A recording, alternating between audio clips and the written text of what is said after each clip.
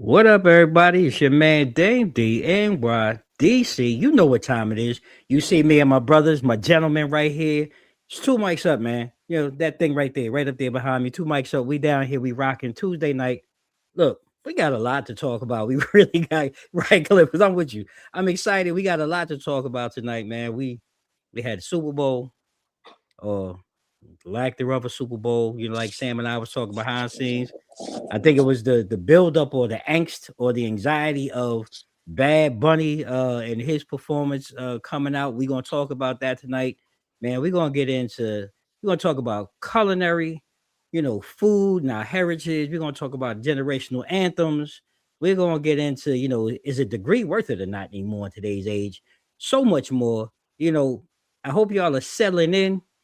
Get your drinks, get your cups, tap into the conversation. Let us know where you're joining us from tonight. Look, we finally here in the Northeast and the Mid Atlantic. We starting to break out of this cold weather. I swear, I saw Noah's Yeah. Ark going down. Yeah, yo, it's crazy out here today. But before I continue, I want to start first and foremost by saying that tonight's show is being sponsored by our friends over at Tico Rico Hot Sauce. I mean, look, spicy has never, ever, ever, ever, ever in your life taste so good. Go ahead and get yourself a trio of that Tico Rico Hot Sauce, man. It's amazing, Sam. You shake your head. I know you went out and bought Oh the yeah. product. Hey Man. look. I had to order me another bundle because I went through all three bottles. So I was like, That's let me what I'm go ahead talking and about. snag one more. That's what I'm So talking support the about. brand, definitely. That's right. Support the brand, man. Support the culture. We really getting into it tonight. Like I said, let us know where you're joining us from in the comments, in the chat, and we'll go ahead and we'll tag you in. But before we get started, gentlemen, I want to start, right where we were, behind scenes, talking about, Super Bowl 60. We saw the Seahawks and the Patriots go at it. A rematch of a tightly contested Super Bowl not too long ago. And I'm going to start, Sam. I'll start up top here on my right. Uh, Yeah. Give us your take on what we saw on Sunday night. Well, I mean, what we saw Sunday was an excellent kicker, and a battle of two defenses at the end of the day. Um, when I was thinking about it, I was like, and especially from the Patriots' point of view, Mhm, I was like, do they even deserve to be here right now? Because like, let's be mm, clear, when they were in the AFC Championship, I think the biggest factor there, because you had like mhm, the number one and number two defense in the AFC, the only biggest factor there was that Bo Nix wasn't available. mhm. So like I'm really thinking in my head, like what would have been the outcome if, Sean Payton didn't have to sit here and rely on somebody who only had like one snap, My the man whole Stidham. doggone season. And before that, he haven't even played in like almost 4 years or something like that. Right. Um, but yeah, I I kind of had the mindset. I knew it was going to be a low scoring game. I mean, they did open it up like the second half, and I know that probably excited people and everything. But Right. just the simple fact that, like, I think if you were expecting anything less, like it was going to be like a prolific, high flying, doggone, just TDs across both fields. I think the slow, methodical pace that it had, that's what I Mhm. was looking for. And I mean, it lived up to the expectations until, like I said, just Henderson just opened it up the second half with that running game. That was the other saving grace for Seattle too. So Yeah. I mean, look, you hit it on the head. It was slow going, but Cliff, I see you got your rock and your lean on. I'm interested to hear, Yeah, because hey, he got his lean going. So what was your take on mm, what we saw this past Sunday in the Super Bowl? I gotta stay positive, right? Because first of all, I don't know how many bookies really had the expectations of what happened, right? Mm, That's what mm, I'm a big FanDuel member, right? And I can tell you, I don't representative. I don't know why. I thought it was gonna at least have a little shootout, right? I know both teams had good defenses. Well, Seattle defenses, to me, it reminds me of that Ravens, that 2000 Ravens defense, the Seattle defense or something. But what I don't agree with is the media killing men, right? Because if you're that young and that talented, when you get to that type of game, you really are relying on your coaches, your team, people that have been there before, to release the cobwebs off. Like he just in the beginning, he just looked shook. Right. And I don't know if it's because of the big lights, right? But that was the May that we saw all season. And we know that regular season and even the beginning of the playoffs was a lot different from the actual big game. And the way he performed in the playoffs, like against Texas, I was like, okay, he may take this all the way, but it was different. Seattle was really prepared for it and made them change up their whole playbook. And I don't think they was prepared for it when I saw it. I mean, look, I'll keep it a buck. And Sam, early on in the preseason and leading up, before the new year, we have been going, on the Tuesday night blitz, and we kind of talked about it. I mean, Sam damn Darnold, right? I mean, sheesh. Yep. I mean, can't call him Cinderella shoe. It fits in everything, man. I mean, 2 years in a row. He's grown from last year. I know Minnesota's kicking themselves in the ass over this one. Oh, they punching air right now. Let's be clear. They ain't kicking themselves. Yeah. They were swinging in dead air all season. So all season. So now to watch him take that next step, I don't care what the first 5 or 6 years of his career may have looked like, but these last two, and now taking home the chip, he's a champion. You can't take anything away from him now. And now the only thing is that you hope that you see this continued growth in him. And, does Seattle, really come back next year? And are they able to repeat? That's the first thing. I think on the New England side, I think quietly, you and I saying we were both very it was unclear. I don't think it was unclear, but they're very optimistic. Like just watching them and understanding the type of schedule that they played, you have to play the teams in front of you, and they won. The Bo Nix thing, I mean, freakish way to not end up in the Super Bowl.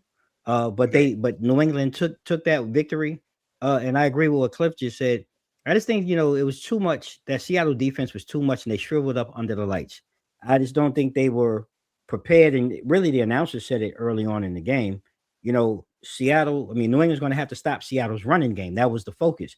And Walker ran up and down the field all night long.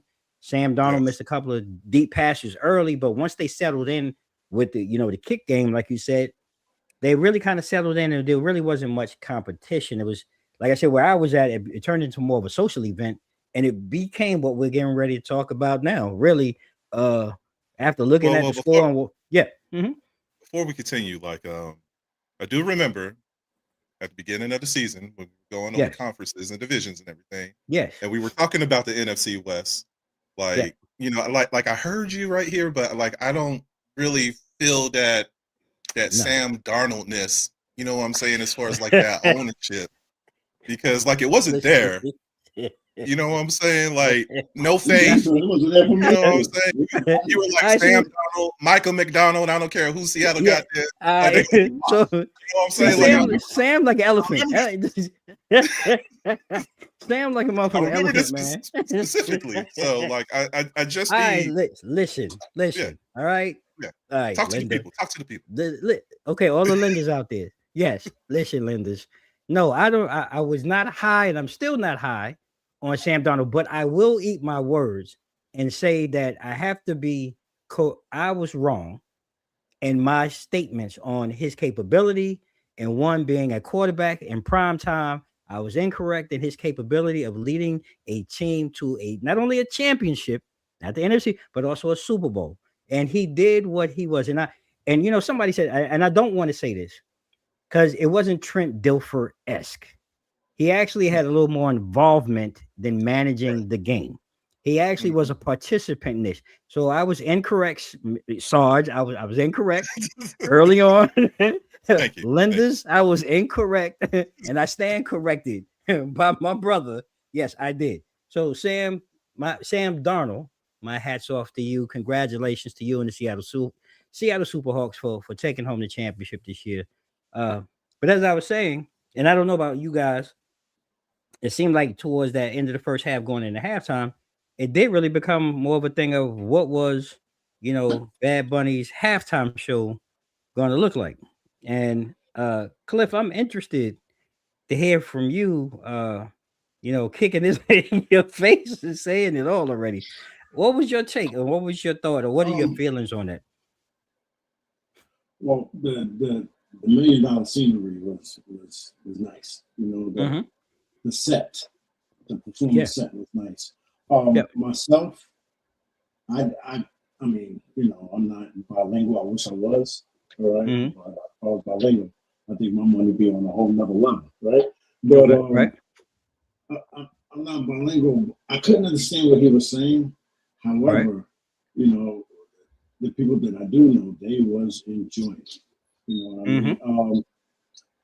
And then I don't know how true, the rumors are, what the FCC is saying about, the lyrics had a whole bunch of curse words in it. And I mean, they're really taking this to a whole nother level. It was a Super Bowl performance. And, I guess historically, the halftime performance has always been second to none, right? That is just a big key, a big factor in the Super Bowl. Some people watch the Super Bowl just for the halftime. That part. But you have to spread love. And I think that's what Jigga Man did, right? You have to spread love and show a different side of the culture. Show a different side to the culture, and what brown is just as important as black, just as important as other races. So, to me, this shouldn't be a attack on Bad Bunny because of his culture and how he liked. First of all, he told you he didn't want to be on it, right? Right. Y'all made him.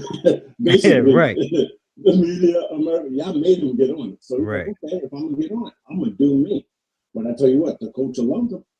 Yeah, the culture loved him. Everything he was saying, everybody was excited. You know what I'm saying? So I could just go over. I think it was dope how they gave the Grammy to the young kid. That was the thing. That was dope how he so loved to even think about a situation like that, and then to broadcast it out. I think that's what probably had some important people in America not happy. But you have to. What I've seen in these halftime shows, the past 3-4 Super Bowls, you really have the acts is really expressing itself. Yeah. And what they can't say verbally in public, they're showing it on their music. You know what I mean? I think that's a great, man. I think it's great opportunity for them to be able to use that platform to do that. And like you say, referencing Jay, because all of the acts that he has brought on since taking on this NFL initiative has been all acts of color. So that does say a lot. And I appreciate you bringing that up as well. And Sam, I see you. It looks like you have some intent on what you want to share. So please, bro, share it. Well, I mean, Cliff touched on it a little bit, and I just want to add to it because you think of the previous Super Bowls with Kendrick, with Dre, with Usher, and at the end of each one, especially with Kendrick's, we were talking about Florida culture and everything, right? So it just becomes a little bit disturbing to see Bad Bunny perform and just some of the comments that were laid out, because once again, it was for the culture. It may not be our culture, but it should be something that we should support. And at the end of the day, the people spoke anyway, because it had like 135 million views, or people were watching at that time, whether good or bad, because all publicity is good publicity nowadays. So it was received one way or another, whether people wanted to sit here and talk about it or sit here and actually enjoy it. Like, I understood some of it, not all. And I was sitting there with my one good knee and one good hip and two raggedy ankles, getting up and enjoying myself.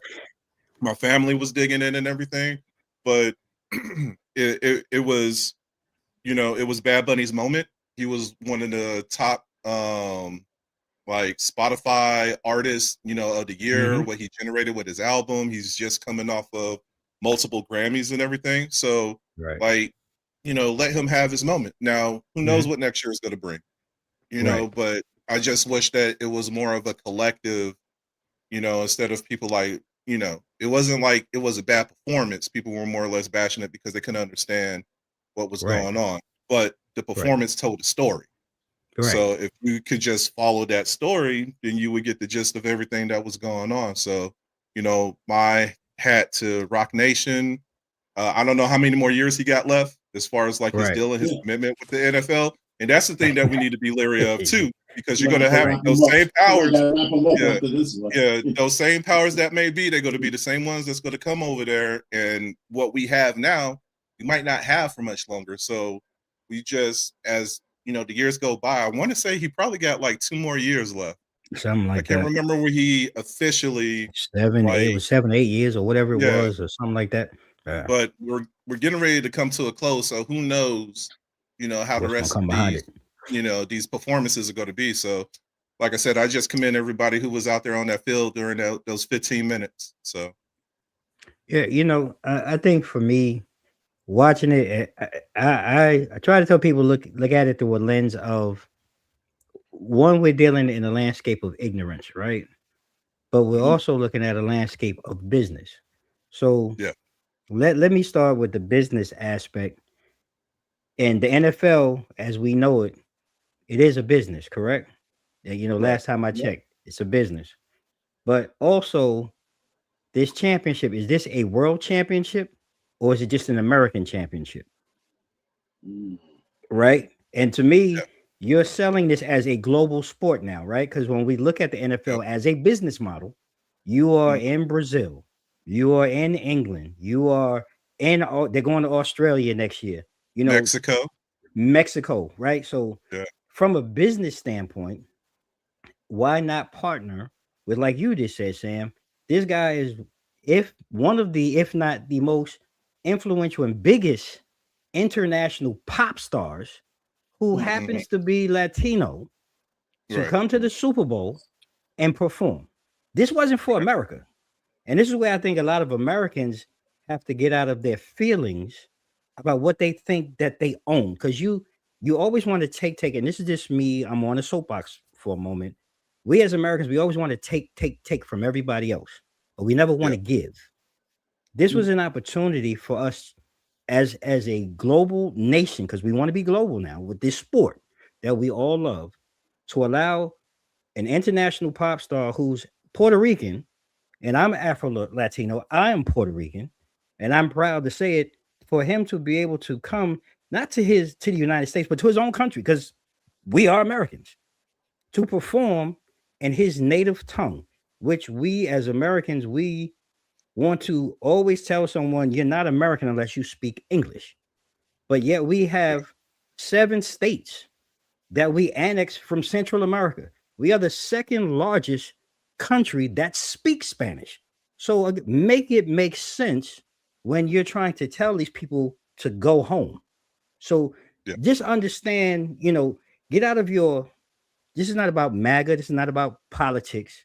This is about human beings in a business. Roger Goodell, the NFL, made a business decision with this man to put on a show. The show that and the story that he told was incredible. From the young child that you talked about that he gave the Grammy to the woman that he had in the bodega who still is alive. That woman is a real person. She owns the oldest supper club, the oldest Puerto Rican Latin supper club in Brooklyn to this day. It's still open. It's the only one. When they showed people I was at work listening to, man, why is this dude climbing up on light poles? Okay, well, in storms in Puerto Rico, they have no power. So that was him showing a symbol of what they have to do by climbing up these light poles and dealing with the power outages and people hanging from poles. You know, the young kids sleeping on the couch with the football. That's how we party in Caribbean households. Kids fall asleep wherever they lay down. That's where you get down. You know, all of the Yes. imagery and all of the story was incredible. And to me, if you don't have that culture, if you haven't experienced that culture, because that's just not a Puerto Rican culture, that's a Yeah. Caribbean culture. And if we're going to go further, that's rooted in all three of us, no matter where you come from. Yeah. That ship or those ships came through the Caribbean to here at the United States. So we all share this story. And I just feel like I said, people, you need to open up your mind and really learn how to embrace culture, because American culture is Black culture, it is Latino culture, it's Chinese culture, it's German culture, it's Irish culture. Because when you think about America, what does America look like? It's not like you can say, "Oh, you know what a Japanese person looks like," because you do, right? And they identify Yeah. a Chinese person. But America is a melting pot, and the beauty of it is we all can look how we look. We can all speak how we speak. But that's the beauty of being an American. And I think for me, that's what I walked away with from his halftime show. It was bigger than just being Puerto Rican, like he did at the end when he called out all the Latin countries and America at the end. To me, that was the takeaway. So I hope you all, take that away with yourselves. If you're watching, you're listening, go back and watch it again. I challenge you to challenge your thinking and open up your mind when it comes to that. And the NFL is doing business. They're trying to make global partners, not just Budweiser and Nike and whoever here in America. You know what I'm saying? It's a global game. They're trying to grow. They're trying to grow their business, man. But enough of that. I'm gonna get off that soapbox, but I hope everybody enjoyed the game. Hope you're safe. But I do want to kind of transition to the NFL. I mean, to the NBA. I'm sorry, we had the trade deadline that happened recently. We didn't get a chance to talk about it. I just want to jump into that real quick because right now we're here in DC, and I understand the Wizards got a whole new look. AD fresh off the plane in the ambulance. They put him in. They hit him with the Wizard wheelchairs. Shit gonna be crazy here in the nation's capital, y'all. But I'm curious from you gentlemen and Sam. I'm making light of Boots because Boots was in your hometown. He was with your camp with the Mavericks. But what did you see over this NBA trade deadline? Was there any winner or loser or that stuck out to you outside of the Wizards? Not really. When you think about it, like I was thinking about Cleveland picking up James Harden. Right. I don't know how much of an impact that's going to be. If anything, as a Mavericks fan, I'm just pissed that here we are. Was supposed to be year 2 of the Anthony Davis fucking Luka trade, and he's not even with us anymore. He only suited up I think he suited up 29 games total. Yeah. You know what I'm saying? Within the season and a half that he's been on the doggone team. Yeah. I think they call it, his nickname is Street Clothes. So if you're a Wizards fan, just be prepared. Yes, be prepared for street clothes. I call him Boots. I think a lot of the moves that everybody were anticipating didn't happen. The whole rumor about John Morant trying to shift somewhere, Draymond Green, he's in that window that Golden State was willing to try to give him up. I mean, was it Porzingis? Didn't Porzingis go to Golden State? Yeah, he went to Golden State. But, I mean, again, he's another one. That's what I was about to say. Even with that one, it's like you have all these names, and it's like you can't even get excited about like what's supposed to be blockbuster trades nowadays because they barely suit up. Like Porzingis healthy is a monster, but as soon as he gets hurt, you might not see him again for the rest of the season. Doggone Anthony Davis, it just takes a gust of wind. You know what I'm saying? To sit here and blow in his direction, and then next thing you know, he's out 6 to 8 weeks with a I don't know, a thumb contusion or some shit. I don't know. It just doesn't feel right, Right. I feel like Trae Young going to doggone Washington is kind of like punishment too. Even though I know they have the cap space and they didn't I guess the win actually would be with the Wizards because they really didn't lose anything out of the trade as far as their first round Right. picks.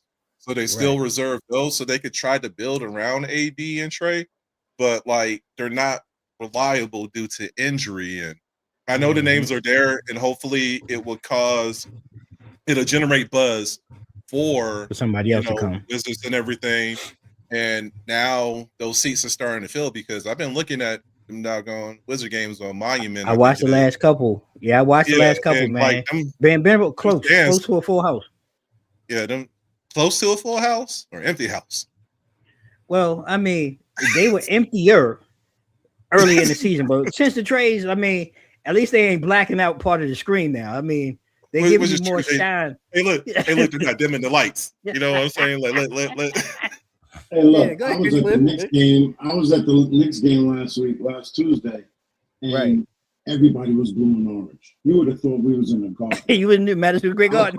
I couldn't believe it. I was at Capital One, and I felt like I was in the garden. Jalen Brunson was on the free throw line, and they were screaming MVP, and the whole arena was screaming MVP. Jalen Brunson on the foul. Hey, Cliff, them tickets were probably like $2. You know what I'm saying? I sat on the floor almost for $29.99. That's what I'm saying. Hey, look. They probably had that. They probably had that Virginia Breeze trip that go up to New York and trickle on. Hey, that bus fare was more expensive than the goddamn tickets.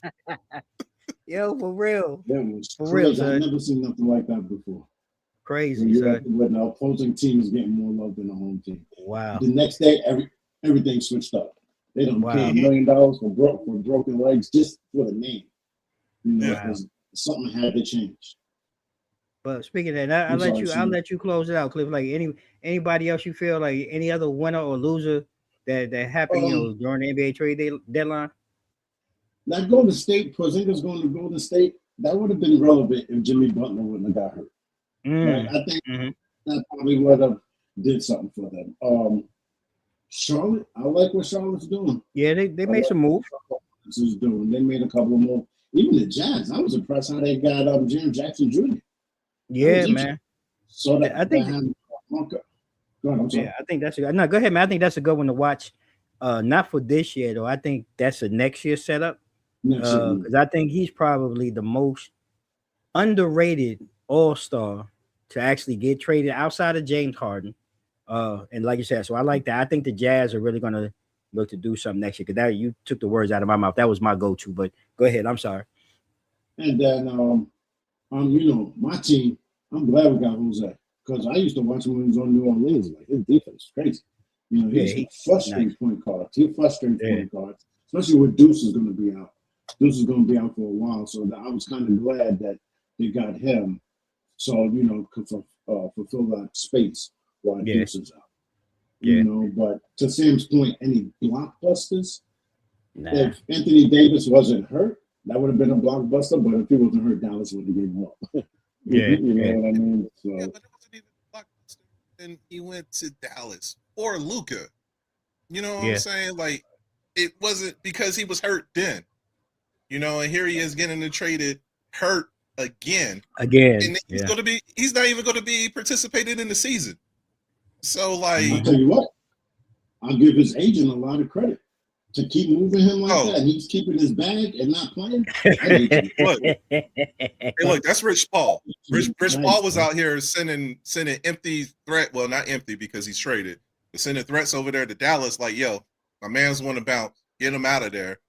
So, like, for now, like, Washington just seems like that armpit of the league. You know what I'm saying? Like, it's more like a punishment. Like, you look at Chris Middleton, who got traded, who didn't want to leave Milwaukee, but ended up going down there for who was it? Kuzma? Something like that. Yeah. And now he's in Dallas. We'll see how he'll sit there and, with the rebuilding with Cooper Flag and hopefully post All-Star break, Kyrie come back. So at least you got a little strength there. So that might be the only positive outlook with him being, I don't even know how that's going to work because they probably have to move him to like a 2 or something like that. Probably. But I can see some benefits with that, but everything else is just like, I can't, and I see what a lot of, and maybe because I don't know, I'm not a sports, you know, I don't want to say enthusiast, but not one of these sportscasters for the NBA. But a lot of people are gassing up this trade with Trey and AD being on the same team together over there in Washington. But I can't get into it just knowing the plague of injuries that's been, especially with AD, that's been going on for what, like the past 10, 11 seasons. Even when he was with the Pelicans, like you can't sit here and I can't get motivated off of something like that. Yeah, look, I can't either, man. Like you gentlemen both said, I think there wasn't much buzz. I think the James Harden thing was, again, we probably the top of the list under, for me, you know, Jaren Jackson going to the Jazz. But I'm not impressed with Harden going to the Cavs. I actually think it makes them worse. I thought they gave up too much to let Darius Garland go.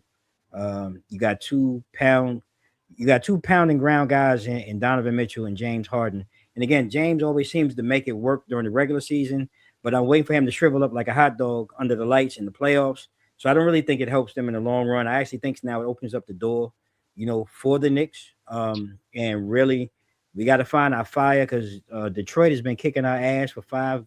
They got like a 5-game winning streak on us during the regular season. You know, but it's still a challenge in the playoffs. But we got to find a way to get past Cade and those young boys, man. They really come out hard, man, when they play us. So it's going to be interesting to see. And I'm with you, Cliff.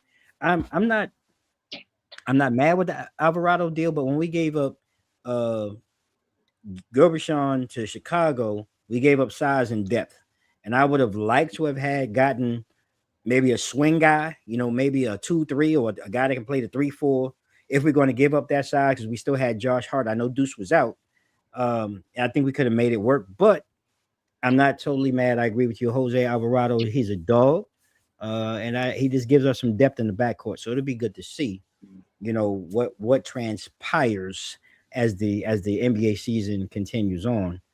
And you know, it's been great debating. You know, just kind of getting our feet wet, ladies and gentlemen. I see people in the background. You know, you can go ahead and drop your comments, questions. We're going to jump into really tonight's conversation, you know, the actual debate. And I want to start at the top. You know, when we talk about debating some things, and I think there's some things that kind of go, I guess, overlooked because it's part of everyday life. And one of them is really just like our cooking and our culture and our heritage and our health, right? And like I'm going to start, you know, with you, Cliff, and ask you, like, you know, reclaiming, you know, our heritage or health, like how important, you know, is that? And do you feel like, I guess, is there like a built-in conflict for us, you know, when you're trying to celebrate, because, you know, we love the holidays, we celebrate with our traditional Black foods, right? But we're also in a state where we're trying to work towards, you know, advocating for our own health, right? And health goals, especially in the Black community. And given that, like, how do you feel when it comes to those two? Like, is there a balance or what? Well, I'm glad you're asking the 49-year-old Cliff. You know what I mean? That question. As you know, at this age, it is real important, right? Eating better, eating healthier is so important. At the same time, I want to support my peoples with, you know, their new soul food restaurants or their truck, their food trucks, right? The different type of food trucks that may not always be on the healthy side, but damn, it tastes good. Not really, right? You get to a certain point that it's about the longevity, right? And Right. I'm a big advocate on that, just because, you know, from my background, you know, the last experiences I've been through in the past few years, with my folks and just my family getting older, eating healthy is very, very important, right? What I do like, on a positive note on that, what I do like is I see a lot of more Black-owned vegetarian restaurants, just healthy restaurants, period, that are offering, thinking outside of the box, right? Yeah. To keep to make certain dishes to keep it in a culture that tastes real good, right? But yeah, as you get older, it gets hard to keep supporting our vibes, chicken and waffle Yeah. spot. You know what I mean? Yeah. Once you it's just it's not gonna always agree with you as you get older. So you got to find a balance, right? You got to treat yourself once in a while. It's just now, you learn not to overdo it. Right. A treat is a once in a while type of thing. When I'm telling you, young people, as you get older, if you start while you're young, you won't be in the conditions that a lot of our family ancestors up until now, right? Yeah. Yeah. Okay, because things have changed, and the thing about it, this generation is that they're smart, right? That they're introducing new ways to be creative with the type of foods that we've always eaten, or That's true. created. So, yeah, I do see a balance starting to happen, right? That's just you gotta change up your old ways of how you used to eat and how, because if not, you're gonna pay for it later, and that's just from experience, right? Yeah. That's Yeah. from- Yeah. Go ahead, Sam. You want to jump in on that? Well, for one, I love my soul food, so let me go ahead and start with that. However, like, I sat here and I thought about this question during, and I was just like,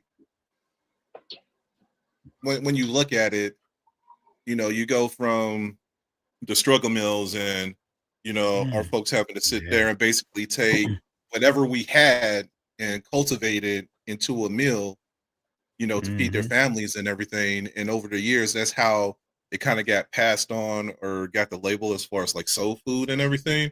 And Right. I just think about those times too, as far as like labor wise too. Um, a lot of folks were doing hard labor, working out in the fields, Yeah. building Yeah. homes, out in that heat. You know what I'm saying? Mm-hmm. So when it came to a lot of the fatty, well, I don't want to say fatty, but hearty meals that were being Mm-hmm. prepared, like they needed them because they needed Yeah. them calories back. They needed those carbs back to build their strength and everything. And I just look at where we have evolved to.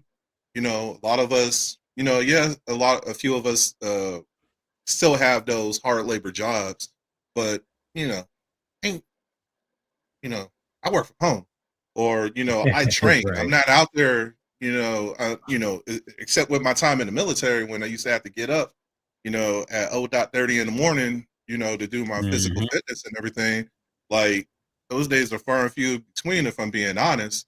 So Right. those hearty soul dishes that I'm accustomed to eating, I can't eat like that anymore just because I spend a lot of time in the chair and everything. I Right. do appreciate those who, and you just think about it too.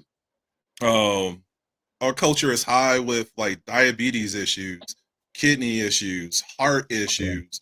When you look Yeah. at the lower 50 and you go to your Mississippi, your Alabama, your Louisiana, and Yeah. they like Yeah. have they on the back end when it Yeah. comes to like obesity, highest obesity ratings, Mm-hmm. lowest amount of fitness and everything.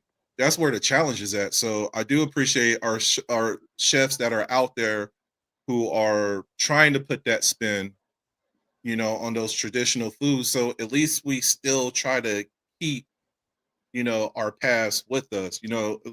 As long as they ain't putting raisins and shit, I'm all right with it. But like, you know, here's a substitution for, if you're trying to do a no meat Monday, what I'm saying, here's this spin with this lion mane that you could do that tastes just like it. I don't know. Yeah. I ain't tried lion mane before, but my sister do stuff like that too, because she does medicinal culinary stuff, but she Okay. tried like Okay. jackfruit, tacos and all that Mm-hmm. stuff.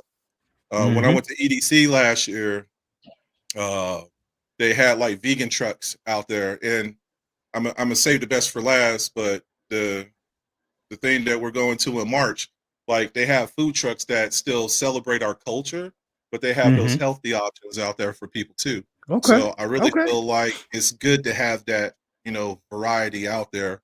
And, Yeah. we have to progress forward until we get, pulling the Right. reins back.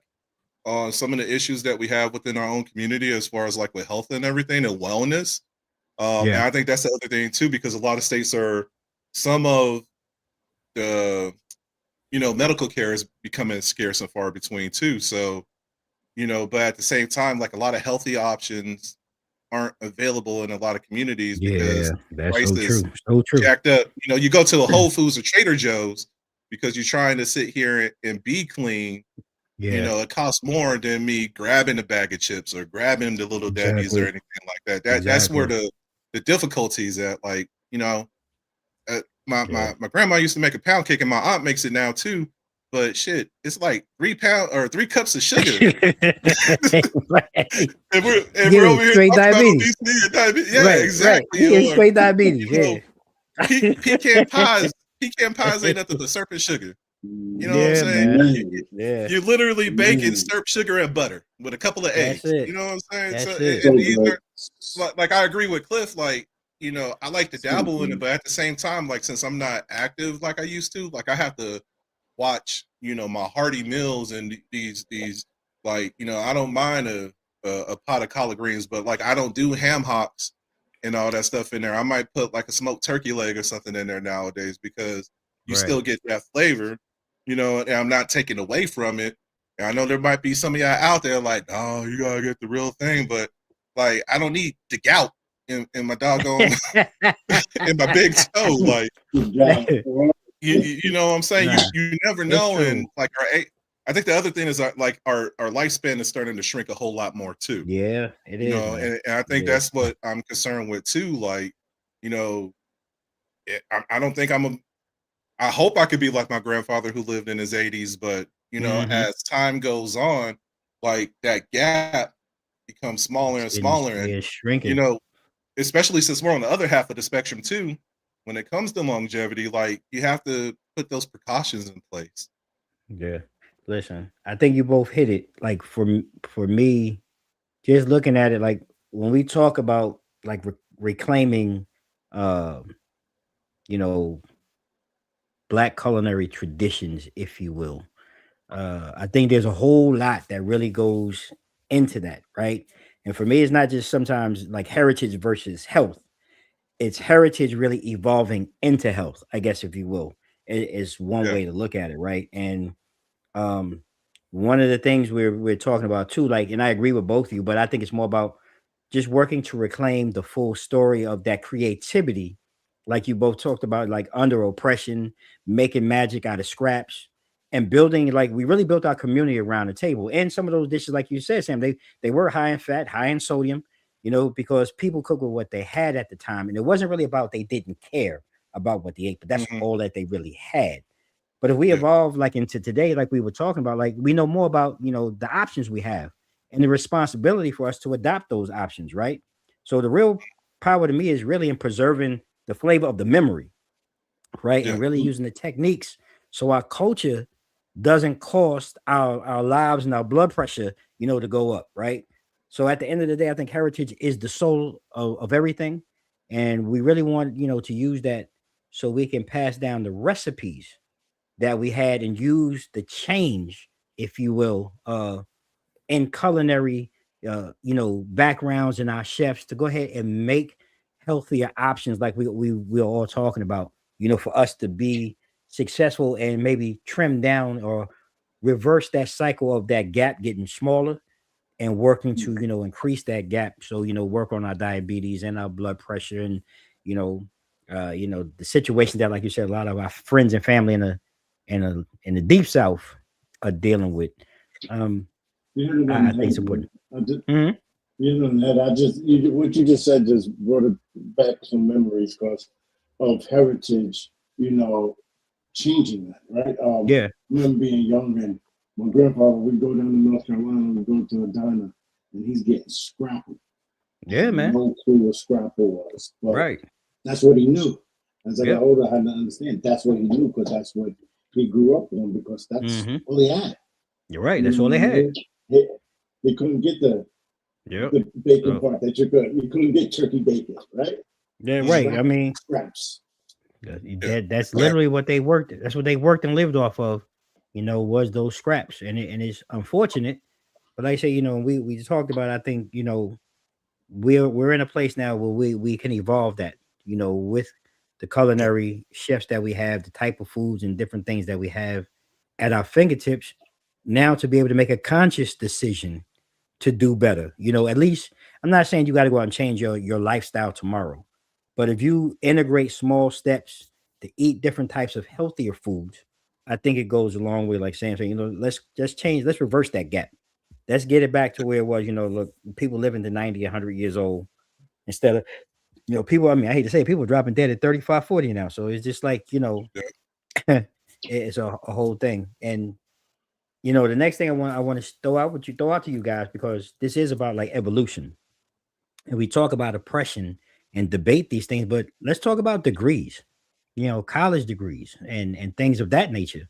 In a world that's full of self-made billionaires now, and digital entrepreneurs, how do you guys feel about the traditional 4-year degree? Like, is it still necessary, or is it just really an outdated ticket, if you will? With really low or diminishing returns. And I'll toss that out to you, Sam. I'll start with you on that one. Damn. Waiting for you to say cliff down. Right. So I'll take this. I mean, I ain't got no choice to call my name. Mhm. I'm torn with this, right? And this is I've been in interviews. I've given interviews. I've had to sit in front of a panel to get interviewed. It really just depends. We see the direction that the world is moving to as far as technology. That's kind of been on the forefront for a while. Now AI is the new theme and everything. Do I need to go to college for 4 years, to have some type of basis of what AI can do and how I could use this to my leverage? And the answer is no. Like, you can Google offers certificates. You could go Yeah. through CompTIA and spend a couple of $100s, and it's not like you need a lot of certs to be in the tech field. You just need enough to get you by. So, do you understand coding? Do you understand how to come up with some type of analytical data? Like, that's kind of the premise, behind there. I just think about like a lot of college fairs that I would go to, and I would interview, you know, graduates or soon to be graduates and everything. And my first question is like, where is your degree? Like, what is your degree in? Because Mhm. I'm trying to mentally put them in a space, you know, with a business. Like, all right, so you got this and that, and there are certain degrees out there that I'll be looking at some of these kids like, this is what you're going to school for 4 years for, especially when Mm. you look. A lot of these degrees don't yield to the time that they spent and the dollar signs that go into Agreed. those 4 I agree years with or that. 5 years that they're in school. And I think for me, that's the bigger issue right there, is that, you over here are wasting mom, dad money or putting yourself, because these student loans is a beast, especially after graduation and everything. And I don't want to put particular degrees on blast, because there might be somebody out there with one of them, and I don't need you on my DM, but you know who you are. I'm gonna say that much. So, I mean, long answer, no. I know that there's a couple of schools that are out there. Here in Virginia, you have, certain community colleges that are lowering their tuition, having them have that direct line into getting into some of these major universities, as far as like UVA, James or George Mason, JMU, and everything. But it's like, and some companies just want you to have a degree. You don't even need to have a Yeah, degree in a particular field. And I yeah. think It's nowadays, just yeah. because they're Go ahead. coming out young, the labor is cheap, Mhm. I guess you could say. Well, true. So, Yeah. here I am, somebody that might be in my 30s or 40s with over 20 years experience. I could get somebody else, what I'm saying? I could cut this check, because a lot of companies are starting to downsize and outsource too. So I could cut your Mhm. check. Your check is could be like worth 2 to 3 people. So I could get rid of you and, Right. give you severance or whatever real quick, and then hire these young cats that think that they're balling with a $50,000, $60,000, salary. So Right. I just think that there's a lot of ROI. What and really the only people that's yielding anything are these institutions, because you think about the amount of people that go to campus. JMU has over 20,000 students from doggone August to May. 20,000 students. Depending on whether or not you're in-state, in-state tuition is like 23,000, out-of-state is like 53,000. So just think about that. I can't even sit here and put a number on that, per semester. Not like, for a 4-year degree, per semester. So like it costs a lot of money for these universities. So they're the only ones who's like, think about like the 70s and 80s when you could go to some of these campuses and you were paying actually the price of what you might be paying for like junior college or community college. Right. And that's how much degrees used to cost back then. So that interest and that inflation that happened over the past like 40, 50 years is just ridiculous. Then you put these kids in debt, or they get on, they can't even use their doggone degree in anything because that's a whole nother conversation. Yeah. So in a nutshell, no, there's other. Oh, and let's not forget about mechanics, your blue collar jobs. That's where the real money's at. Like when I was in Mississippi, kids didn't want to go to school because I could go to the oil fields and I could be banking in like $5,000 to $7,000, per week.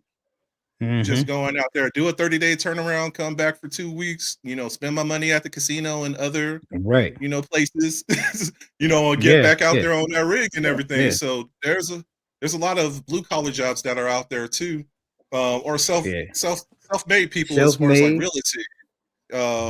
realty, financial consultants, life insurance, boom, So these are all other avenues too that can generate wealth and generate generational wealth too. So yeah, I agree. Cliff, let you jump in. I see you taking. Look like you write down your thoughts.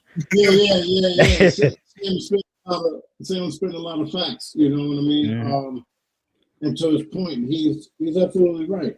Now it's funny because I had a conversation with my goddaughter last week because she's going into high school after this year. She wants to go into law school. She wants to come down here and go to a black college, and I root for that, right? And so she asked me, what college did I go to? Well, my goddad went to Nassau Community College in Loyola, New York, and it's, to get his associates, but made it about a year and a half. And then when I got into the cell phone world in the beginning, when it was really entering the scene of that, about to blow up. I started making the professors, right? So I chose another route. So what I told her is, at that time I didn't go to college, so it took me a longer route to get to where I am today. And what I mean by that, as far as education, okay, if you're in a position, and this is just my opinion, if you're in a position that your parent can send you to college, you don't have to worry about finances for the next 4 years because they're gonna hold you down. You have a good savings account. You just come from that type of staple, and then you could go to college, focus on getting the education, right? Learn things in a shorter time frame because that's all that you do, right? That's all that you're doing is focusing on the books, learning. At that time, you're learning a craft and a passion that you like. Maybe it will be a continued passion. You might like it just for the next 5 years, then you want to do something else. And then strictly with Samson, because now you're old George Mason, thousands and thousands of dollars and a whole different industry. You know what I mean? But the experience of it, if you could go through that experience and not have no worry about how I'm gonna make money, how I'm going to live, how I'm going to eat. Yeah, that's part of it. You can get that education and take advantage of it. On the flip side, just like Sam said, if you don't go to college, does that mean that you're going to fail and not succeed? Nope, not at all. You know what I mean? Because you as long as you focus, that's on the Right. mind. That's on how you raised. To me, is how you will succeed in life. Because I Right. mean, look, we're in 2026, and I have people with masters, with degrees, asking for an interview. You Right. know, that took the long route, right? Right. To get to where he is. So it's a decision that you will have to make along with your family and really see Yeah. if it's feasible for you financially and on that next 4. If you got that 4-5 year stability, go for it. Go for it. And if you don't, it's okay. It doesn't mean you're gonna fail, right? Yeah. There's some good brothers, us three right here on the tube right now, letting you You're know. right. Listen, you're gonna be good. You're gonna make it. Yeah. You're gonna make Yeah. some good money. You know what I mean? You're gonna succeed. So my son, and listen, I put him on blast because of how proud I am of him, right? I mean, I'm that dad, right? I am Right. that Right. dad. Right off anybody that knows me, I am that dad. He didn't want to go to a 4-year school. I said, okay, but you gotta learn something, right? You gotta Right. enhance that knowledge is power. So the way that he took it is through different jobs. He went to he's at Capital One. They had programs that he took advantage of that was for free. You know what I Yeah. mean? Right. Right. And it goes with that. So he got his financial literacy certificate and That's what's up. understands it flawlessly. And it's Mhm. something that's going to take him a long way, right? Mhm. He's that certified with different licenses in the financial service world. That's what Yeah. you need. That's exactly what you You need. know what I'm Yeah. saying? And Mm. that's what you need right now. That's what you need. Is what you need. Yeah. It's different ways to succeed. It is. It really is. Like listening to both of you. I had to kind of rethink, my initial thought, but I really come to understand like a 4-year, it's not dead, right? A 4-year is not dead, but it's not the only ticket Right. anymore, right? Yeah. It's valuable if it's your lane and your plan, expensive and outdated, if you're just going for the vibes, I guess, right? But if I really dig down into it, the game has changed. A college degree was that default get out of struggle card, if you will. Now it's one option on a much bigger board because things have changed from careers, medicine, engineering, law. You still need that traditional path. But for a lot of people, like what Cliff said, skills, proof of work, and networks are outrunning credentials. And you both touched on that. Now, Yeah. if you're going to invest, right, I think 4 years and tens of thousands of dollars, you need a strategy. What am I studying? How does it Yeah. connect to where I'm trying to go? What's my plan to turn this degree into opportunity, not just debt? And that's huge, right? And you Yeah. both said it, like, you got trades and certifications and entrepreneurship. Digital skills are creating new lanes now that don't require campus. The degree isn't obsolete, but walking in without it, without the intention is, I guess, if you will. And I just love how you both eloquently brought in two narratives and really walking in two different paths, but sharing the same truth. And I think that's what anybody watching this and listening to this needs to walk away with. Weigh your options. It's not to say you shouldn't go to school.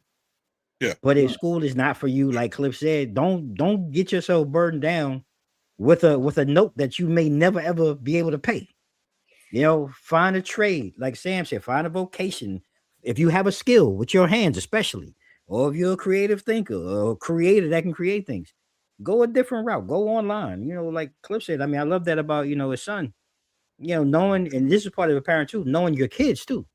Knowing your kid, that ain't their strength. Like sometimes you might have to pull their coattail, like, look here, buddy. That ain't for you. And save yourself the money and save yourself the headache. So I appreciate you gentlemen really sharing that, man, because I think it's critical. And one of the things I do want to share, like one thing that I learned from somebody who said to me, he said, Black community, because we're trying to integrate so much, we're doing everything the wrong way anyway when it comes to school. You should want to send, and like I just said, he said, you should want to send your kids to a school or a place where it best suits their skills. If you are going to send them to college, though, he did say, start out at a 2-year college. Hey, shout out Nassau Community. Hey, I'm a grad. Went there, did my 2 years. Salute Nassau Community. Did me well. And he said, then because you really think about any school, any major university, college, whoever is going to take those next, they're going to take those credits, and now you're only paying for 2 years, not 4. And a lot of times you can get into colleges that don't have to be full-blown universities, like you said, like JMU or George Mason. You can find that middle ground that'll still give you the same degree. And Sam, you were right. His words to me were, a lot of times these jobs and these companies, it's not a lot of times about your degree, unless it's specific, like I mentioned, accounting or medicine or law. Yeah. A lot of times they just want to see that you have a discipline to sit through a regular regime each and every day, right? Because that's really what work is. You're regimented, you're doing same tasks. And they just want to see that you can follow, daily task and daily rules. It's not necessarily about the piece of paper. What he did say was, though, if you're going to spend money, you spend it on your master's program and your doctorate. He said that's when you're trying to go somewhere. He said, but again, though, that's if you are a lawyer or you're doing something that's so incredible that is going to be so life-changing, then yes, you want to pay for that because then it pays you back in return. And I lived by that. And I think a lot of times our parents did the best with what they had, but we've been doing this so wrong for so long because we're trying to integrate and trying to compete a lot of times with our white counterparts. We're already behind the 8 ball and we continue to set ourselves further behind, and we just have to think smarter. Now we know better.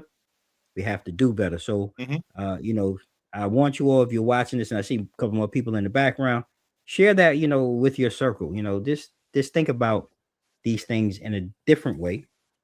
And this piece I'm excited to talk about because it's about music, right? Music is the backbone, or has been the backbone of the culture, our community, our homes, and then there's been those things where we just have those generational anthems and songs. And throughout history, it's kind of driven our social change, which we've talked about a couple of weeks ago. But I'm curious from you, gentlemen, like, is there a single song or an artist that generally defines the social and or political consciousness of this current generation? Oh, and I mean, and I'm going to leave it right there. Either one of you can start. Either one of you. There's no public enemy. There's no public enemy nowhere. There's no. When I was looking at that question, Dan, when you proposed that to us, I was like, yeah, where's the self-destruction, right? Where's those? Where's the new version of We Are the World, right? Where is all that at? Right now, it's just about, how much jewels is around your neck, and the cars that you drive. It's not uplifting us, right? Unless it's a political standpoint. And we don't always want to be political all the time. We don't always want to watch that's political all the time. Sometimes we just want to hear something that gives us an insight and makes you feel good. So, we definitely need that back because I can't find it right now. That's why I keep going back to the day to listen to certain things of motivational music from our culture because I just don't see it right now. Okay, that's fair enough. Sam? I mean, the only maybe Kendrick. And I just think about a couple of years ago with the Super Bowl performance and the message that was there because we still talk about equality and everything, and it's rough because I don't know if that was a GNX album, but I just remember it coming out and how people were talking about, oh, it's too woke, it's too political and everything, and like here you have this one voice that's speaking his mind and talking about the struggles, talking about our struggles, not only what we deal with on the outside, but as well as the inside too, within our own communities. And once again, you have people slandering it and pushing it down, but we could have 50 million of the same other artists with the same cadence and the same song, and these labels sitting here and just using our culture for their profit. But I think that's the closest that you would get, just with his speeches. Even when he's even this year when he was accepting Grammys and everything, he was proud of the album, but he never forgot the message of the album or the message that he was trying to convey, to us, the listener and Right. everything. Just to be vocal, be vigilant, uplift each other. So right now, I would put Kendrick Lamar as far as like this generation, and there could be some other ones if there is anyone in the chat that might be a couple of ticks younger than us. Yeah, you can have somebody. If there's anyone, because I'm pretty sure I'm missing them too, Sam. So you're right. Hey, put it in the chat. hey, Absolutely. hey. I mean, that's one of those things where, I sat there. Hey, okay, smart somebody. Thanks for joining with that one. I too, like, I was like you guys. Like, I had a real difficult time trying to really tap in, like, to today's era, right? And I had to really sit back and think about what was going on and what I've seen from today's movement of young adults. And Sam, you hit it on the head. The first person I said was Kendrick, but then it became a thing. I think today's energy sits somewhere between Kendrick and Beyonce's global black excellence. Like that, it sits in there somewhere. It's not like one song. I think it's like a chorus of voices, if you will, calling out the system to claim their own worth. And I had to really feel like Cliff went into it. Like every generation wants that one song that's the moment for the era, right? But this era is too fragmented for like one single song, because I think streaming changed everything. We talked about that before. People live in different musical universes now. You still feel like, people are like prioritizing like their mental health and trying to identify or redefine their identity while demanding their visibility. Right. Kendrick kind of speaks to that raw balance, and Beyonce represents like the power and the ownership and that unapologetic black identity on the world stage. They help push that vulnerability, that sexual conversation, and it's, to me, they create like this generational soundtrack. And that's where I kind of meshed in on that. And I think, that's where today's group really sits. And, anybody in the audience watching this that may be young, if you agree, you don't, if you're watching this on, on a playback and you come across this part, like, let us know in the comments, man, because, that's where I kind of see, because I think we being a little bit older, we all identify generally with a song or a place or movement, like Public Enemy or whoever it be, wherever you were from, where you were locally too. Because, Sam, you grew up in Texas, so there may have been a different influence that may not be, it was different than moving the needle of what was happening in New York or California or whatever, but everywhere. Right. Is right. So, and it's not, and when I'm not, and I don't mean to speak for you, gentlemen, but I'm not saying that there has to be one unified person. But if you had one, let us know, drop it in the chat, because music is and has been, in my opinion, that thing that has always moved us culturally. We've always kind of walked lockstep. Whatever's going on in the world, generally there's been a sound or an energy that pulses with it. So let us know, and we'll go ahead and jump on that. And I want to move to a question that, like, it really came from thinking of both of you gentlemen and some of the things that we've already kind of talked about. And I think it's really a good conversation here in Black History Month as we continue to move forward. And it's really about, wealth or success. Like, what's really, in your opinion, like, what's the hardest part? Is it a greater challenge in achieving financial success, and truly getting that bag like everybody talk about? Or is it really that discipline that it takes and the strategy to really keep the bag? And I'm curious to hear from you, gentlemen. And Cliff, I seem like I hit you with a punch the way you lean back in the chair. Yeah. Yeah, because I see you Yeah, really that's think a good one. you thinking on that one. I'm gonna start with you, brother.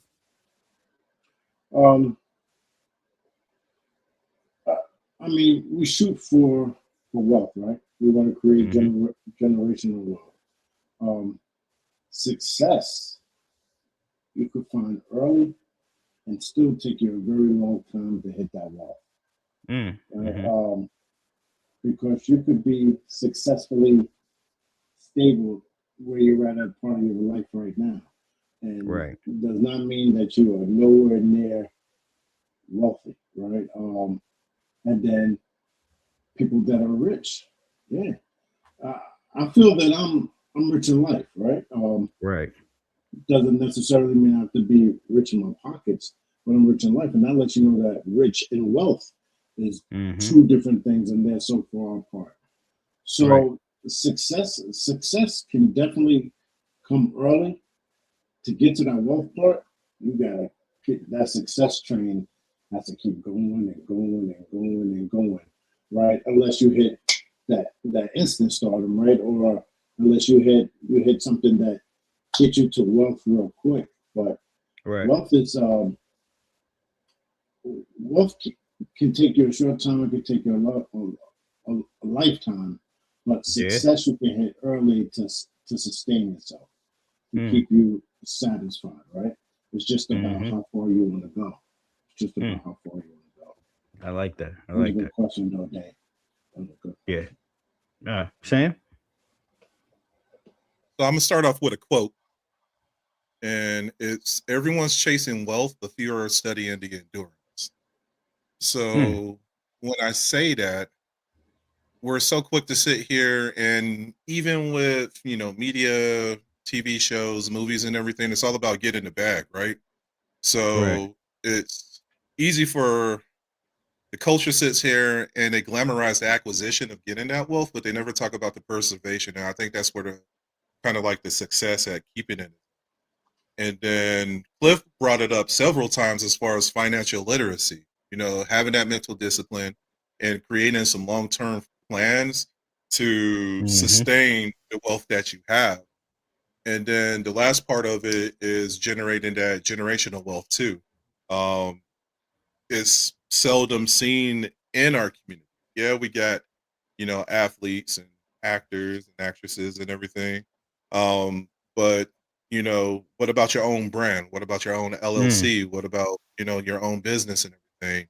What are and you we brought it up before, maybe a couple of podcasts back, like what are we leaving behind for the next generation? And I Mhm. kind of feel like all of that is wrapped up into one. So Mhm.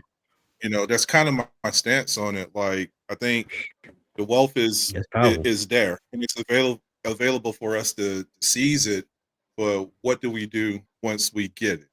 And you Mm. see a Mhm. lot of times, whether it's clothing brands, whether it's your mom and pop shops or your restaurants and everything, like they build and they establish themselves, but it's just challenging for us to sustain it because and then you think Mm. about we're our own competitor too when it comes to some of these markets Sheesh. too.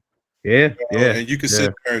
there, drown somebody out of business as well too. So it's Right. like then you start cutting corners. We start doing the shortcuts that wasn't making you profitable before, and then that's when you start Right. seeing that decline.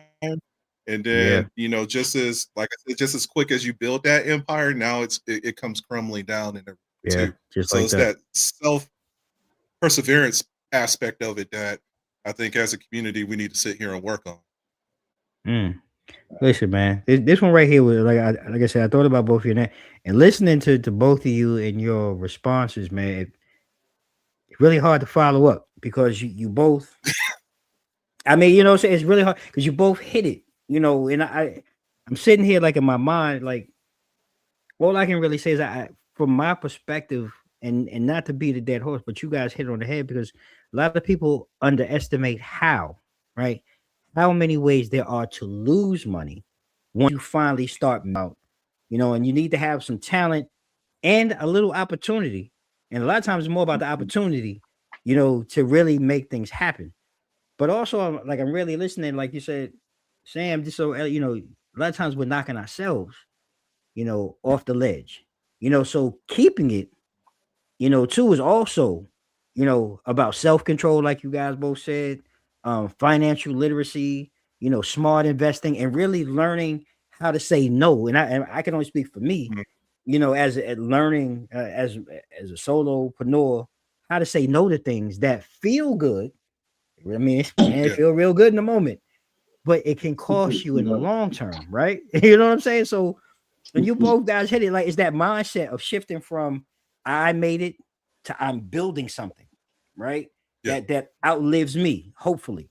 And that generational wealth means there's systems and budgets and trust. Even what we're doing here, having trust and assets, not just a big check.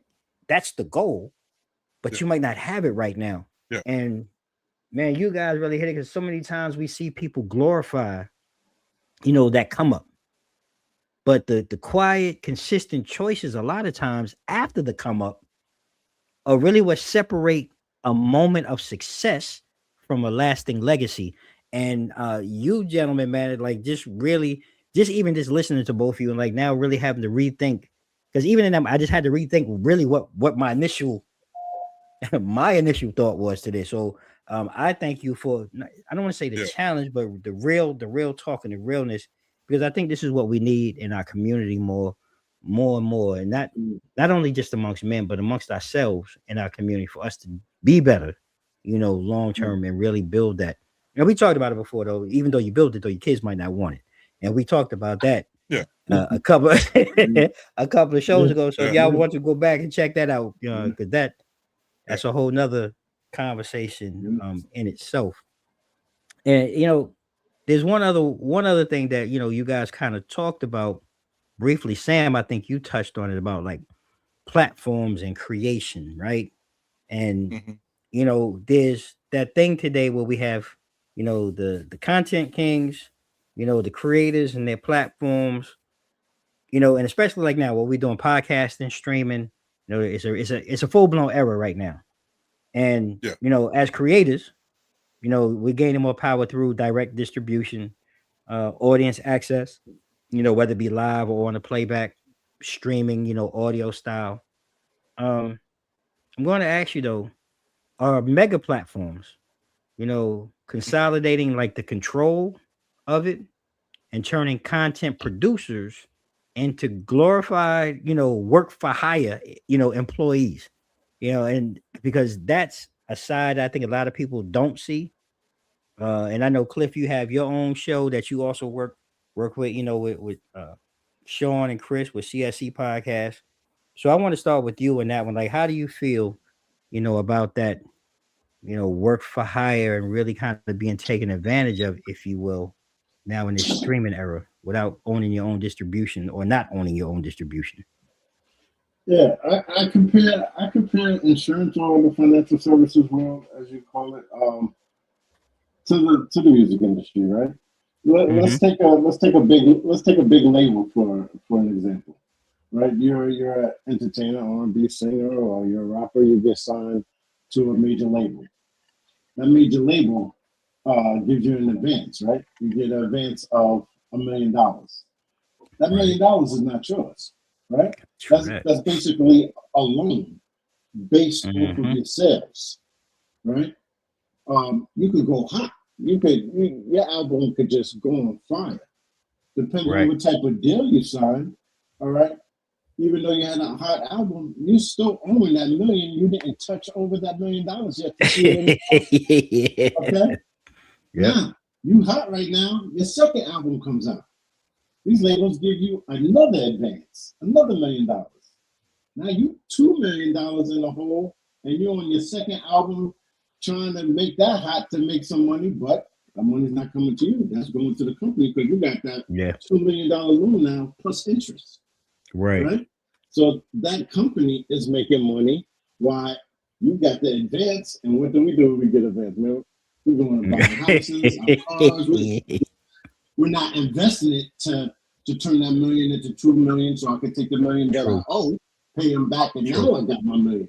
You're not thinking about that right off the top, right? Mm-hmm. But when you're on your own, when you're independent, now every dollar is coming to you whole, and then you're cutting it up, right? Mm-hmm. Than you're used to.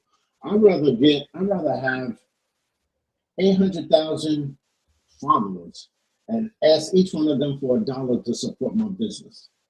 Mm-hmm. $800,000, then to get advanced 800,000, and now I'm in debt.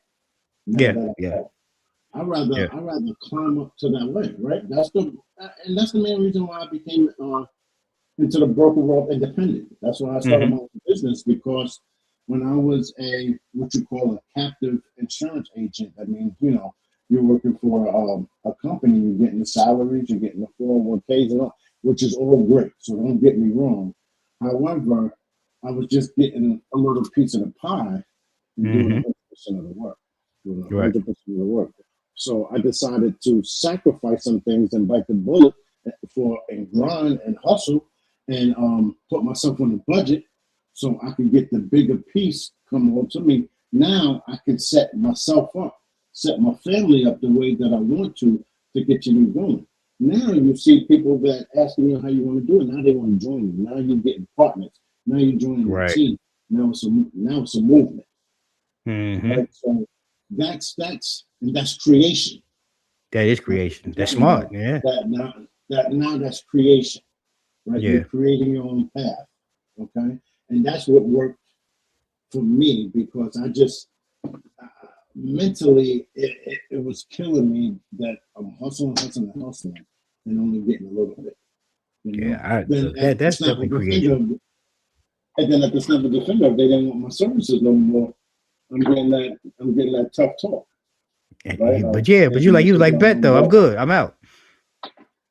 I feel you. I feel you. So yeah, creation to me was my key, was my path. That's good. That's good to know, Sam. But what's your take on it? Oh man. Okay. Let's see how I can talk about this without digging myself in a rabbit hole. I think from a creator perspective, like when you own something that's yours, like you nurture it, develop it, you cultivate it in a way that you deem fit, for whatever audience, or even if it's for, your personal perseverance. Like that's what it's about. I think where it gets muddled is when somebody sees it, whether it's a brand, whether it's like social space, and then they want to sit there and say that I want to make you part of this team. And you're like, all right, because here's that bag coming and everything, right? And then now basically it's the name. It's like they want to take your name, your brand away from you and just, stick their name on top of it. So you kind of lose. There's certain people that lose that essence when it comes to it and everything. And like somebody that comes to mind, or something that comes to mind is Desus and Mero. Like I remember when they were on Viceland, and like how they're kind of like us right now, shooting the breeze, bringing up a couple of, topics and everything. They were able to talk their shit the way that they wanted to and everything, right? Right. But then I want to say like either year 3 or 4, they went from Viceland to Showtime. And once they made it to Showtime, in their head is like, oh, we got that big bag now. Because now we're moving to, a major network. We're not on Viceland anymore. But once they got there, I guess they didn't realize how restricted they were going to be. So it's just like I said, like, Showtime just wanted the name because they wanted the viewership, to boost up. And they saw how well they were doing over there on Viceland, because they were on like almost like 5 days a week. In my family, we used to sit here and watch them that show all the time. Yeah, 5 days a week, sitting right here. And then I want to say they got the Showtime and went to like, we're going to do it 3 times a week. And it's like, now we're just going to do it on Monday and Friday, to do a recap. And then it was just like one day out of the week, like a Tuesday or something like that. But I think like they just stripped them. They just stripped them of everything that they were known for. And then they just defunct. you know. Mhm. So I agree. I feel like Gold. there's a lot of platforms that sit here and just absorb content because they know that they're going to get the views and they milk it out. Or even look at TikTok, how TikTok is sitting here and it's a lot of people bread and butter. I haven't dabbled in it yet, but you know, I guess based off of views and clips and everything, people were generating enough revenue to keep their Right. families afloat and everything. And then TikTok came out with something a couple of months ago talking about how they were going to demonetize or decrease Mhm. the values, you know, depending on views and Yep. everything. So Yep. like they really have it in a stronghold when a lot of this stuff used to just be for free too. You know Yeah. what I'm saying? As far as like us logging on and you know, of course people would get paid based off their viewership and everything, but Right. you have major companies or you know, rich people that's already rich absorbing some of these social platforms, Right. Right. you know, and Just they're greedy anyway. So that's how they're mhm. sucking a lot of this up. And it sucks for the creator and it sucks for the viewer too, because now they get these stripped down things or, you know, every once in a while, like I despise uh anything with betting because that's like the newest trend. And even with a Anything. lot of streamers Yeah. and everything, like you'll see DraftKings or MGM Bet or something like that. And it's just like I don't even want to listen to what you have to say now because you over here marketing something, you know what I'm saying, that's pretty detrimental. Yeah. So it's like, Yeah. you know, now you lost my interest in everything. So that's like I said, a lot of these platforms just got it in a chokehold and it takes away from the creator, you know, So and what they have to offer and everything. so that leads me into because one of the other questions then really I mean this is like perfect to it. When you talk about these platforms and things like that, that kind of leads into like this the new ghetto rich narrative, right? You know, and Hmm. has the media's glorification of the get rich story. Like you say, you talk about some of these shows and platforms that seem like instantly and overnight, they hit it, they're off and running. But does that really, sustainable, and has it really devalued,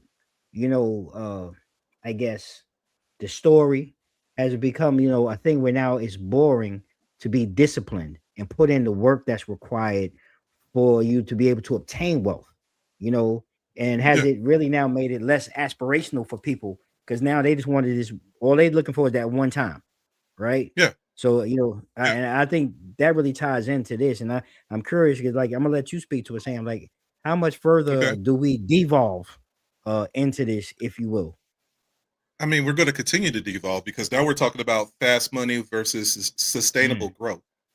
mm, And like you said, and a lot of people in their blueprint is not about the future; it's about right now and what I could mm, get right now. And mhm, the media mhm, doesn't make it any better. You know, we've been talking about it with some of these glitch schemes that happens, or some of our communities to which I still don't understand when we talk about MLM as far as the multi-level marketing mhm, BS that's been mhm. out for a while, and like how a lot of these companies sit here and go to already poverty-stricken um, areas or you know communities and everything and build this dream like I'm gonna show you how to make six figures in 3 weeks and give them this BS story and you know now I want you to get six of your friends and tell them this same doggone story, you know, because Yeah, it's that about right now. bullshit. So when you Yeah. look at the process of like, don't nobody want to hear the slow success story.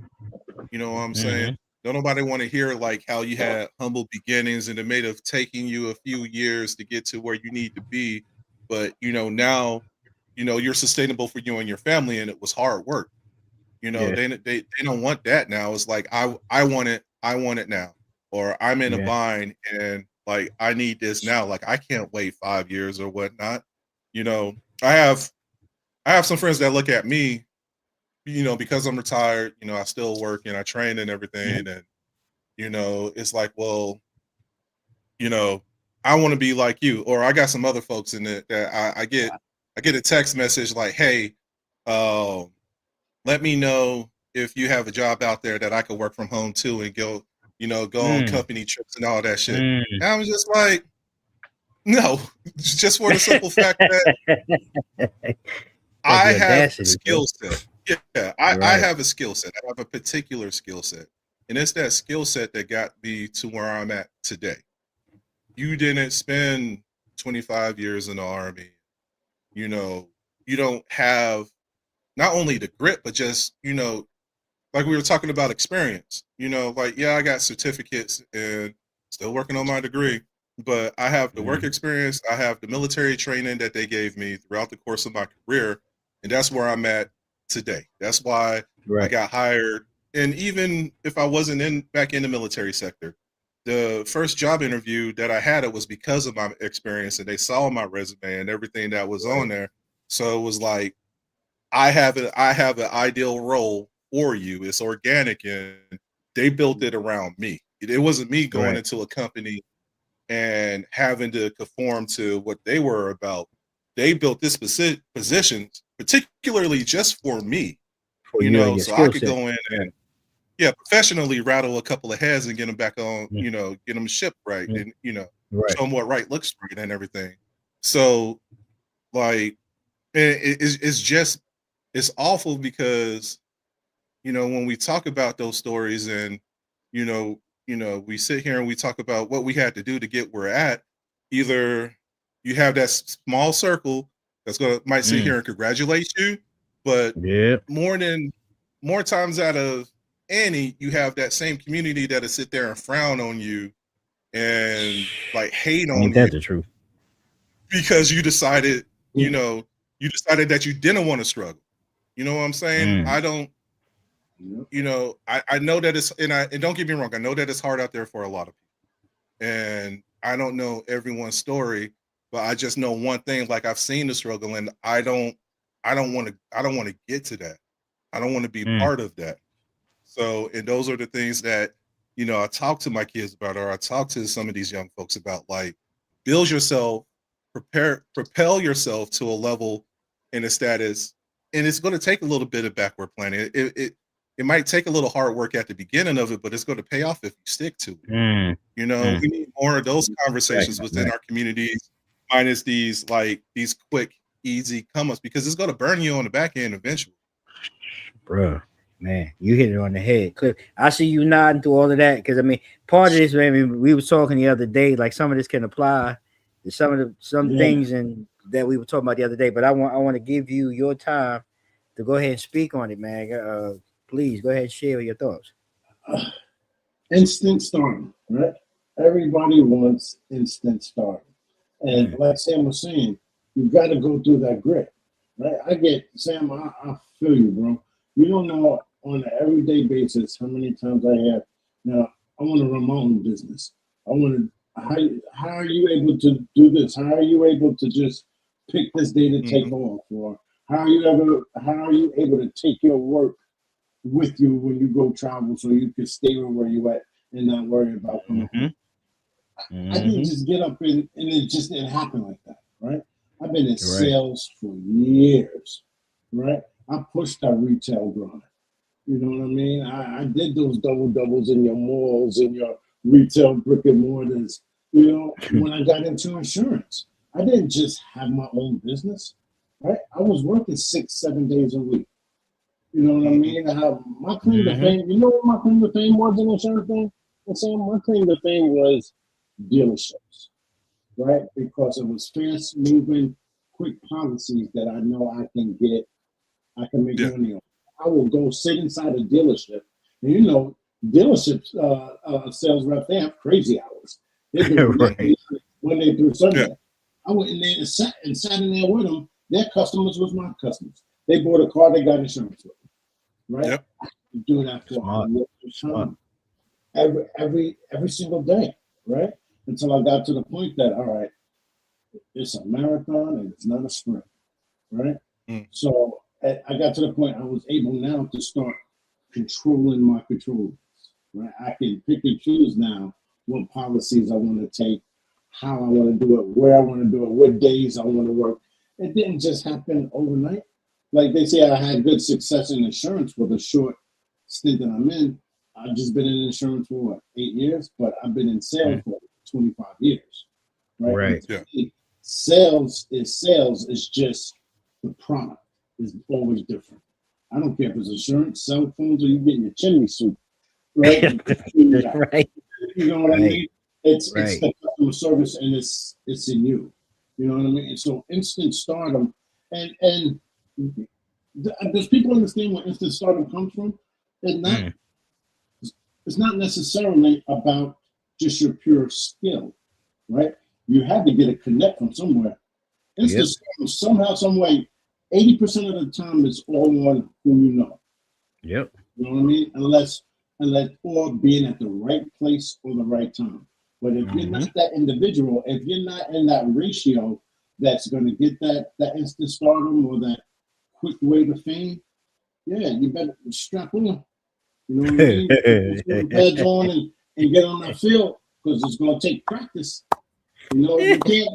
One that can always say, "Not a game, not a game." Yeah, that's practice. No, you got to practice. Not everybody's AI. You got to practice. You know what I mean? Yeah. That's why that word rare is so important. Rare means instant stardom, right? Because only a rare few can get to that bag so quickly, and the rest of us, we grind and grit. You know what I mean? But it's how bad and how hungry you are that you want it. That's real. That's real talk. That's real talk. That's the difference, man. Hey, look. Yeah, I don't know about y'all, ladies and gentlemen, but I mean, I got my head standing up because these gentlemen are dropping some real talk. And like in my mind, I'm listening to both of them, but I'm playing it back in my head because I can apply a lot of what both of you were saying, you know, to that, and really to a lot of about what we discussed and got into a debate about, you know, tonight. It's been an amazing conversation as we get ready to close out the night. But you know, before we go, I always gotta allow you gentlemen to take a few moments. You know, I'll start with you, Sam. You know, anything you want to share, you want to talk about, anything you got coming up. I want to go ahead and let you jump on the mic, man, and take a moment. All right. So 22 in the wake up. And when I say about that, 22 in the wake up, I will be up in DC, or you can say Crystal City, for BlurredCon 2026. It's going to be from the 6th through the 8th. I'll be going around checking out some of the vendor halls, from the vendor halls to some of the guests and everything. Two Mics Up got our media pass this year. So we'll be running around and digging in the weeds. As far as I know, as far as some of the guests that's going to be there, Reggie Noble, aka Redman, is going to be there. So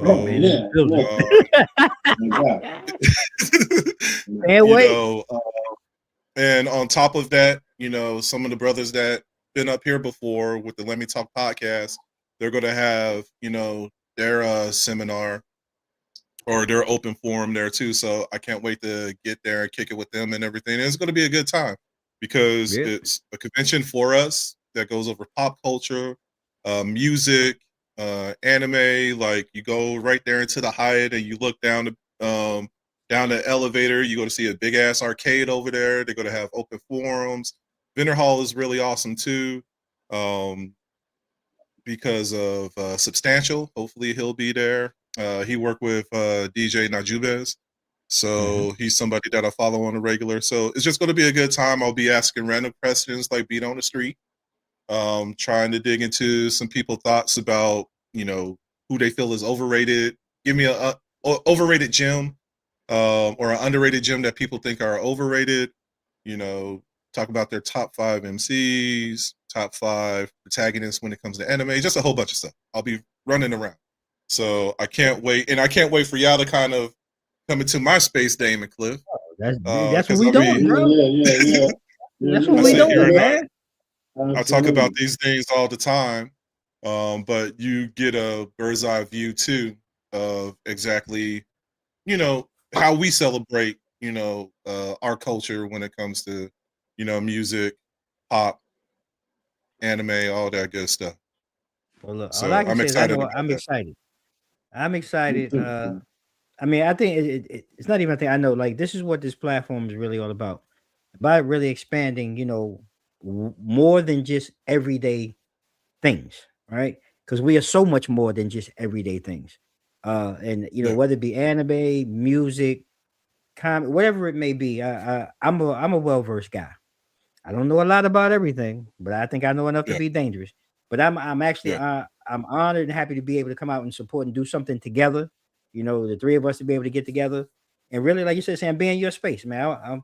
I want to be in your world, man. I want to see how it gets down with the get down, man. And have some fun with my brothers, man. I'm looking forward to it. Like I told you, Lord willing, he's still pumping breath, through air through my lungs. I'm gonna be there full garb on, man, having a good time. So y'all look forward to we gonna we're gonna have some cut ups and some mashups, and we gonna sit down, man, and do a little rewind. We're gonna let Sam drive the bus, and we're just gonna have some fun.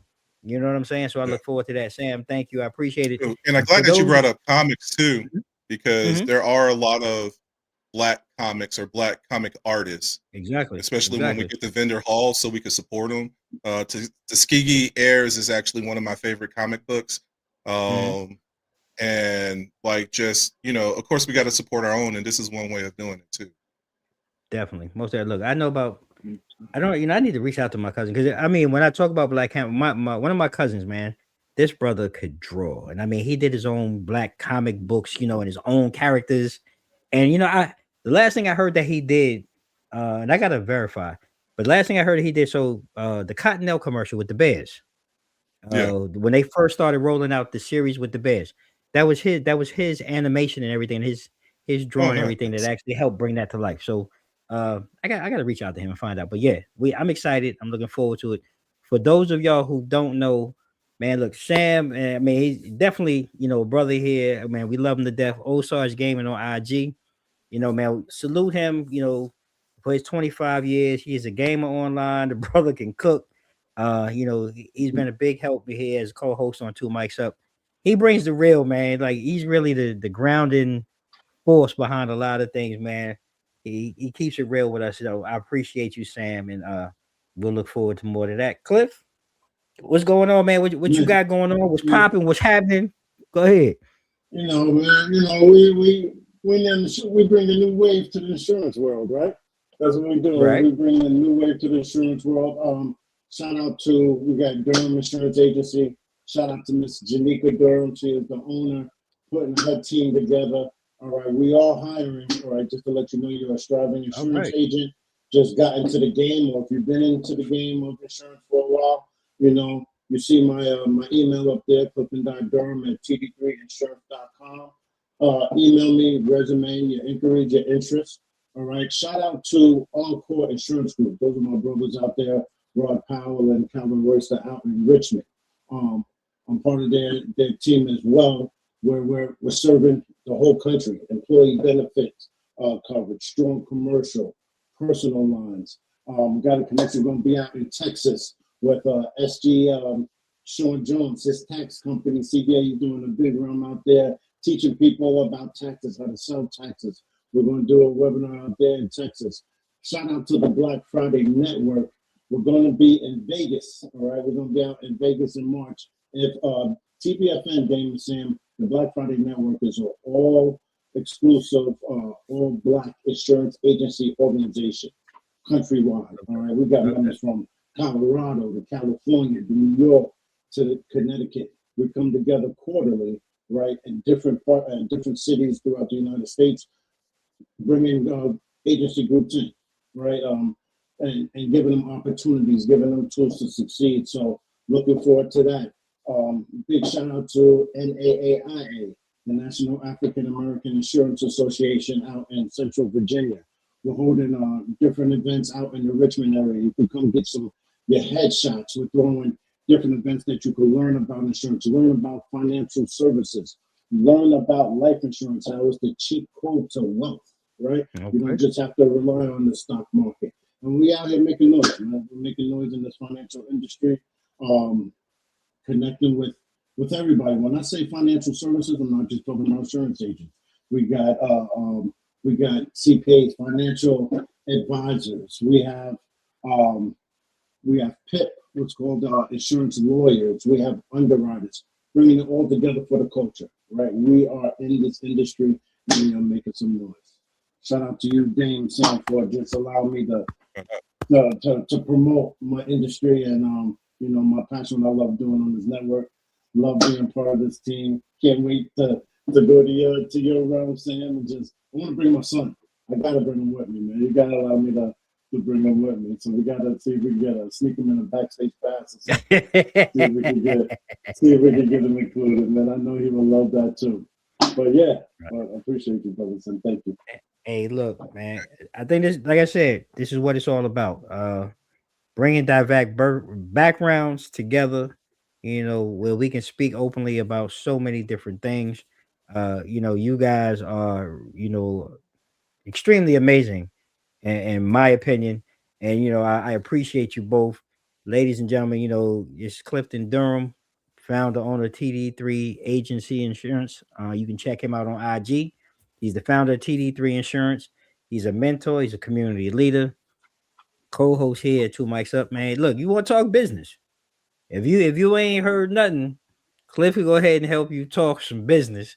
He can go ahead and help point you in the right direction. Yeah, holding it down. You know what I'm saying? But that's what I applaud and I appreciate. My guys, as I like to say, man, my guys the shit. Like, I'm just gonna keep it real.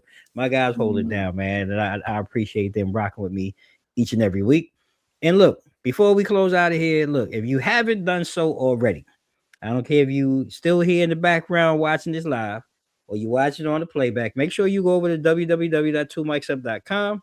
You go ahead, you like, you share, you follow, whatever it is you're going to do. You can also go over to our YouTube channel and our social media. You can do the same thing. And if you need that information, well, here it is. You can go ahead and go over to IG, Facebook, X, YouTube. It's all at Two Mics Up. You can go ahead and hit us up online at www.2micsup.com. We a 4-time award-winning talk show. I'm looking to add the 5th one. I'm looking to add a 5th one with my guys right here. It's 2026. I don't know how we going to do it. I don't know which way we going to do it. But some way God's going to go ahead and allow us to do it. And we're going to be out here doing things in the community. So y'all make sure y'all stay tuned. We're going to be really working on a lot of things. I got some things that I'm trying to fine tune. I'm really looking for. I'm excited about bringing it not only to the community, but being able to bring it to you guys with these two gentlemen with me so that you can go ahead and meet the team, meet them in person, ask any off the wall questions. Look, these gentlemen are married though, so none of that funny shit.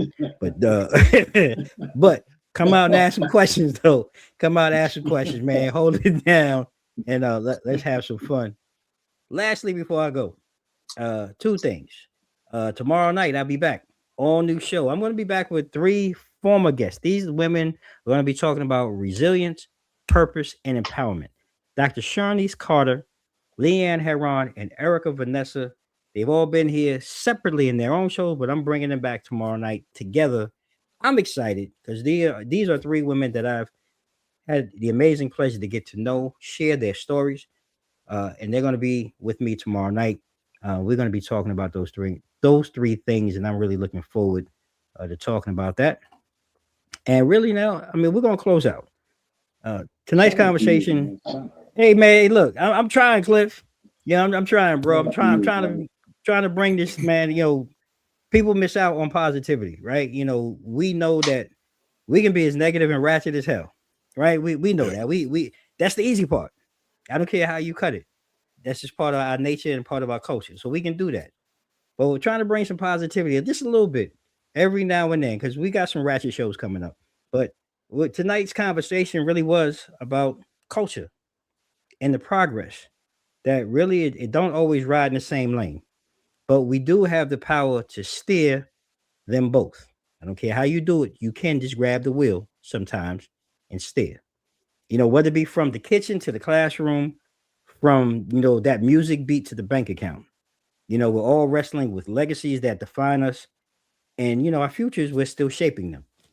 Now, whether it's reclaiming our plates, rethinking the price of education, or redefining what wealth and creativity means for our community, one thing is clear: the mic is never just a microphone; it is a mirror.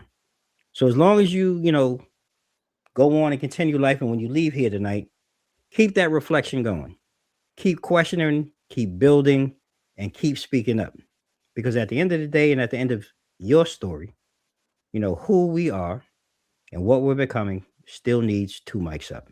So look, I'm your host, Damon Cunningham, aka Dame the NYDC, and like we do at the end of each and every show, I'm gonna leave you, ladies and gentlemen, with three things.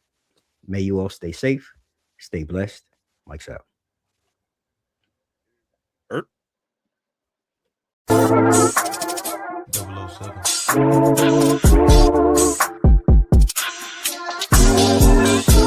007.